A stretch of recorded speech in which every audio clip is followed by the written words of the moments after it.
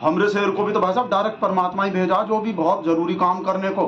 तो हमरे WhatsApp uncle से भी ये लिब्रांडू बोला, व्हाट्सएप अंकिल से भी परमात्मा ही करवाया भाई साहब, उठा जगाया है भाई साहब, परमात्मा जगह सो रहा है, खड़ा हो जूता फेंक जाके देश के चीफ जस्टिस पे, खड़ा हो, परमात्मा बोला था जूता फेंकने को। देखो भाई साहब 16 सितंबर के बाद से मुझे नींद नहीं आ रही थी और कोई परमात्मा की शक्ति मुझे नींद से उठा उठा के कहती थी कि भाई ये क्या कर रहे हो, तुम सो रहे हो, सो रहा है, देश जल रहा है, तुम सो रहे हो। तो इसलिए मुझे ये करना पड़ा।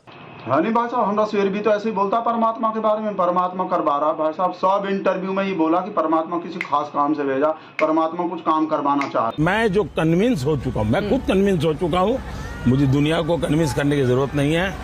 परमात्मा ने मुझे भेजा है, परमात्मा ने मेरे से काम लेना तय किया है नहीं गुरु चेला एक जैसे बिल्कुल भाई साहब।